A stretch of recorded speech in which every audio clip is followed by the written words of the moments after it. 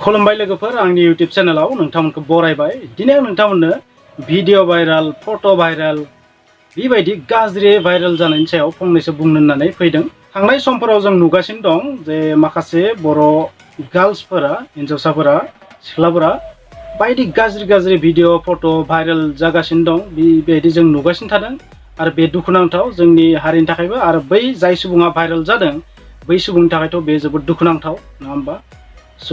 बै भिडिअफोरा बांसिनानो edited, doctor, बांसिन फट'फोरानो माने एडिट खालामनाय, रियेलानो नङा। बांसिनानो जोङो जास्ट खालामना नायबा नुयो जे बांसिनानो एडिट खालामनाय, दाजाबदेरनानै होनाय बेबायदिखौ जों बांसिन नुगासिनो दं। बे जोबोद दुखुनांथाव। जोंनियाव माने गोदान कालचार फैदों मा, सोरखौबा जुदि खिथेर लानोबा मा, बेखौ ससियेल मिडियानि थ्रुयै, इन्टारनेटनि थ्रुयैसो माने खिथेरखौ लागासिनो थानाय जों नुगासिनो थादों। बेनिखायनो जों गासैबो हुसियार जानांगोन। माने रावबो सेफ नंला, आंबो नङा, नोंथाङाबो नङा, रावबो सेफ नङा। नोंथाङा जुदि आंखौ बेबायदि भाइराल खालामनायबा आंबो नोंथांखौ हायो। बेबायदि जालांजोब्बाय दुनिया। माने सबबो बेबायदि भाइराल खालामनानै माने मोनसे जोबोर माने रंजानाय मोननाय जादों आरो मानसिफोरा। नाथाय बे गोरोन्थि। माब्लाबा नोंथाङा जोबोर गिदिर खैफोदाव गोलैनोबो हागौ बेनि थाखाय। बेनिखायनो हुसियार जानाया मोजां। माने ओरै बुंनांगोन जोङो, इन्टारनेटनि मोनसे साइड इफेक्ट, ससियेल मिडियानि मोनसे side effect, mobile application, computer एप्लिकेसननि मोनसे साइड इफेक्ट होननानै जों बुंजागोन बेफोरखौ।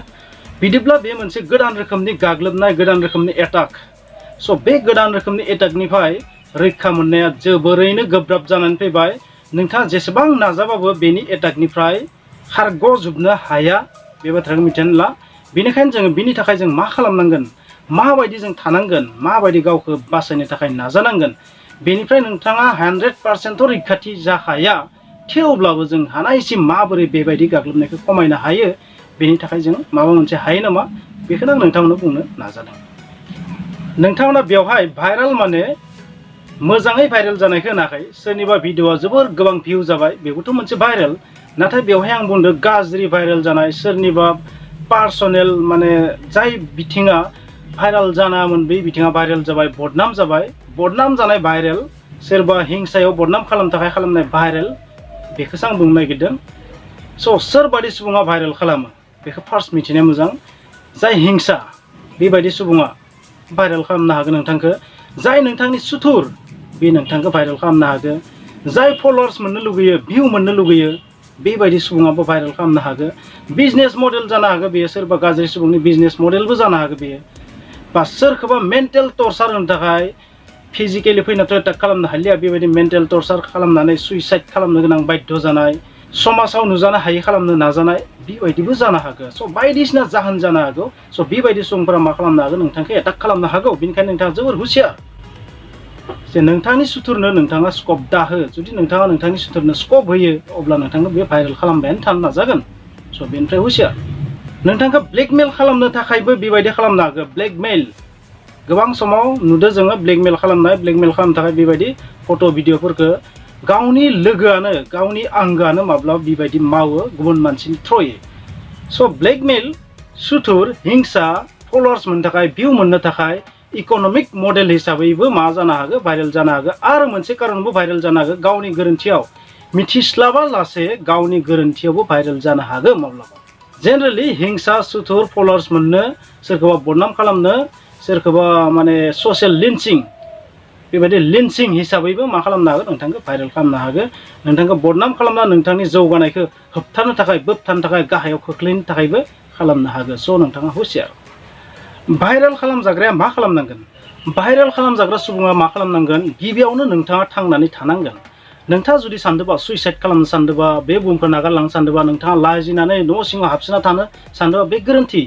मानो होनोबा बे बुहुमखौ नोंथाङा जाय जानो थाखाय नागारनो नागिरदों, जुदि नोंथाङा थारैनो दाय गैयाबा, नोंथाङा ओरैनो मानो अदरकार बुहुमखौ नागारलांनो? गिबियाव बै दायनिगिरिखौ नोंथाङा हमनो थाखाय खामानि माव। बेखौ पानिशमेन्ट होनायनि उनाव नोंथाङा जि खालामबाय था। नोंथांनि प्रायरिटिया जानांगोन बै मानसिखौ साजा होनाय। नोंथाङा जुदि दायानो गैयाबा मानो अदरकार बे बुहुमखौ नागारनानै थांनो? नोंथांनि खामानिया नोंथाङा दाय गैयाना प्रुभ खालामनो थाखाय नाजानांगोन। नोंथाङा बिखौ मावालासिनो जुदि नागारनानै थाङोबा नोंथांखौनो दायनिगिरि साननानै लागोन। नोंथाङा बुहुमखौ नागारनो थाखाय साननाङा, थांनानै थानांगोन। जेसेबां जि बदनाम खालामो मानो नोंथाङा थांनानै थानो नाजानांगोन। आरो बै दायनिगिरिखौ साजानो थाखाय नोंथाङा खामानि मावनांगोन। ओरैनो मानो जों बुहुमखौ नागारनो? नांनानै थै। ओरैनो थैस्लायस्लाय नांनानै थै ओरैनो थास्लायस्लाय नां जिहेतु नोंथाङा स्पइलखौनो खालामखाबाय नोंथांखौ बदनामखौनो खालामखाबाय नोंथांखौ समाजनि नोजोराव गाज्रिखौनो खालामखाबाय नोंथाङालाय मानो फावसायना थानांगौ दावहा नां नोंथांनि ससियेल मिडियाफोरखौ प्राइभेट खालाम फट'फोरखौ कपिराइट लागाय बा भिडिअफोरखौ प्राइभेट खालाम कपिराइटनि रुलाव लाना थां जेन सोरबा नोंथांनि भिडिअखौ बाहायनाय लोगो लोगो फट'खौ बाहायनाय लोगो लोगो माने माबा मोनसे कमप्लेन फैयो माबा मोनसे जेंना जायो बिहा स' बेबायदि बिथिंखौबो नोंथांमोना खालामनांगोन टु फेक्टर अथेन्टिकेसनफोरखौ खालामनो दाबाव टु फेक्टर भेरिफिकेसनफोरखौ खालामनो दाबाव स' बेबायदि जेसेबां सेफटि मेजार दं गासैखौबो खालामजोबनो ट्राइ खालाम ससियेल मिडियाफोराव एपफोराव जुदि कमप्लेन सेक्सन दंबा बेयाव थांनानै कमप्लेन हो आरो उकिल हमनानै गासैबो बेबायदि बिथिङाव माबायदि पानिशमेन्टनि सिस्टेम दङ माबायदि धारा दं बेफोरखौ गासैखौबो सोंना ला आरो पुलिसनियाव थांनानै एफआइआर हो नोंथाङा जुदि दाय गैयाबा नोंथाङा बै दायनिफ्राय सेफ जानो नाजा इनफरमेसन टेक्न'लजिनि गोदान रुल्स बादियै 24 घन्टानि भितरावनो स्टेप लानांगौ जायो ससियेल मिडियाफोरा सिगांनि समफोराव नेमारि बायदिमोन जाय मानसिया बेखौ आपल'ड खालामग्रोदो बेबायदि भिडिअखौ फार्स्ट ससियेल मिडियायाव इन्टारनेटआव आपल'ड खालामग्रोदो बेबायदि सुबुंखौ ससियेल मिडियानि एपफोरा ससियेल मिडियाफोरा खिन्थानो गोनां बाध्य नङामोन खिन्थायामोनबो नाथाय दा बे रुल्सआ गैला जाय फार्स्ट आपल'ड खालामजेनग्रोदो बिथांखौ खिन्थानो नांगोन आरो बेबायदि पानिशमेन्टनिबो बेबस्था दं जाय बेखौ शेयार खालामदो बिथांमोनखौबो पानिशमेन्ट होनो हानायनि स्कप दं स' मानो गिनानै थानांगौ जेनेरेलि जोंनि बर' सिख्लाफोरा बांसिन भाइरेल जागासिनो थानाय जों नुनो मोन्दों माखासेया गावनो भाइरेल खालामना लानाय माखासेया फलोवार्स मोननो पपुलार जानो थाखाय बिदि मावदो बिथांमोनखौ जेबो बुंला नाथाय जायफोर बिथांमोना बेबायदि पपुलार जानो थाखाय नङामोन सोरबा हिंसायाव खालामदो माबा मोनसे बदनाम खालामदो बिथांमोना बे स्टेपखौ लानो हायो गोदान जि नेम बेखौबो नोंथांमोना एसे फरायनाया मोजां नोंथांमोना डिसक्रिपसनाव लिंक होनानै दोनदो आरो एसे दिन्थिनो नागिरदों गासैखौबो दिन्थिया फरायनायाबो खिन्थाजोबा नोंथांमोना गाव फरायबानो जाबाय नोंथांमोना आङो डिसक्रिपसनाव बेखौ होनानै होगोन ministry of electronics and information technology notification आं नोंथांमोननो गासैखौबो दिन्थिया दे नोंथांमोना 23 नाम्बार पेजाव डाइरेक्ट लांनि बेवहाय नैबे नोंथांमोना नुदो 2 नाम्बाराव ग्रिभान्स रिएड्रेसेल मेकानिजम अफ इन्टारमेडियेरि बि नाम्बाराव मा दोंखि एसे नायबानो जाबाय ओरैनोथ' बेवहाय 2 नाम्बारावबो एयावबो बायदिसिना इम्पर्टेन्ट बाथ्राखौनो लिरनाय दं जास्ट नोंथांमोननि थाखाय जायफोरा भाइरेल खालामो बिथांमोननि थाखाय गोबाङानो सानो नामा जे जेबो अपसन गैया पानिशमेन्टनि बिदि सानो नामा बिनिखायसो आं बे भिडिअखौ लाबोदो दे जायफोर बिथांमोना गावखौ दाय गैया होनना प्रुफ खालामनो गोसो जादों बा साजानो लुगैदों जायफोर बदनाम खालामदों बेबायदि सुबुंखौ जुदि साजानो लुगैदोंबा नोंथांमोननि थाखाय मा होदों नायना ला नोंथांमोना बेफोरखौ मोजाङै बुजिनोबा उकिल हमनांगोन उकिलजों सावरायनांगोन आं नोंथांमोननो जास्ट लामाखौसो दिन्थिदो बेयो जोबोर गोलाव नाथाय आं नोंथांमोननो बाय एसे हिन्ट्स होदो नोंथांमोना बेखिनिखौ नायना ला थारैनो नोंथांमोना नुबाय जे जायफोर बिथांमोना बेबायदि गोरोन्थियै बदनाम खालामनो थाखाय भाइरेल खालामजादो बिथांमोना आयेननि आश्रय लानानै बै सुबुंखौ पानिशमेन्ट होनो हायो मोनसे बाथ्राया बेनो जायफोर सुबुंफोरा भाइरेल खालामबाय थायो जेनेरेलि बैबायदि सुबुंखौसो भाइरेल खालामनो हायो जायहा पलिटिकेल बेकग्राउन्डआव पावार गैया जायहा आखाइया गुसुं बेबायदि सुबुंखौ बांसिन भाइरेल खालामनो हायो नाथाय जायफोर सुबुङा आखाइ गोलाव बेबायदि सुबुंखौथ' टाचबो खालामनो हाया भाइरेल खालामग्राफोरा आरो जुदि खालामना लायोबा मा जायो नोंथांमोना मिथिखागो नुदों जेनेरेलि बैफोरबायदि सुबुंफोरखौ भाइरेल खालामबाय थादों जायफोर सुबुंफोरा जेबो लामा गैया राहा गैया जेबो फिल्ड गैया जेबो माने हेल्प होनाय गैया सापर्ट खालामग्रा रावबो गैया बेबायदि सुबुंफोरखौ बांसिन माने बेबायदि भाइरेल खालामनानै बदनाम खालामदों आरो जेनेरेलि जायफोर पावारफुल बेफोरखौ हाया आरो बेफोरबायदि सुबुंखौ जुदि खालामनो थाङोबा खैफोदबो जाखायो पानिशमेन्टबो मोनखायो नाथाय दानि जुगाव बिदि नङा